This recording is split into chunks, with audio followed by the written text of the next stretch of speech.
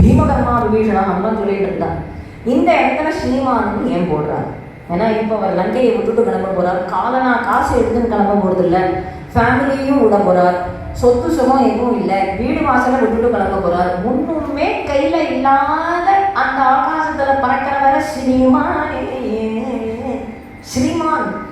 அப்படின்னு ஏன் சொல்றார்? என்ன சொல்லுவார், இங்கேருந்து ஒன்றும் இல்லாம கிளம்பினா என்ன, திரும்பி வரும்போது லங்கைக்கு அதிபதியா வர போறாரு, அதனால ஸ்ரீமானே.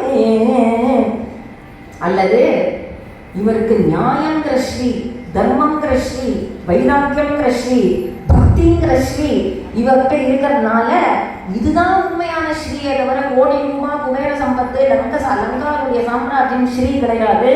இந்த வைராக்கிய ஸ்ரீ இருந்து தர்மம் இருக்கு பாரு, அதனால அதுதான் முக்கிய ஸ்ரீ, உண்மையான ஸ்ரீ, அதனால ஸ்ரீமானே.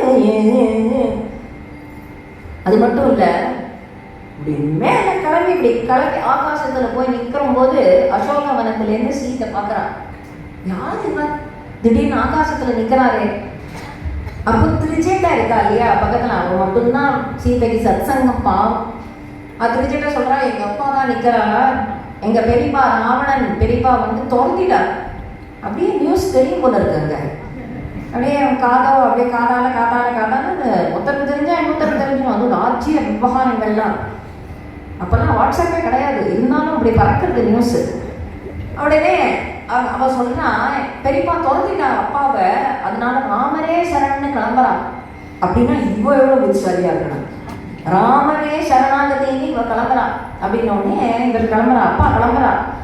சீதை நினைச்சுக்கிறான், அடடா இவர் நல்லவர், இவர் சேர்த்துக்கலான்னு சொல்றதுக்கு சிபாரிசு பண்றதுக்கு ஒரு புருஷகாரம் பண்றதுக்கு நான் கூட அங்க இல்லையே, இவருக்கு நல்லபடியா ராமர் அபயம் கொடுக்கணும்னு இங்க ஸ்ரீ அவரை கட்டாட்சம் பண்ணினதுனால ஸ்ரீமான்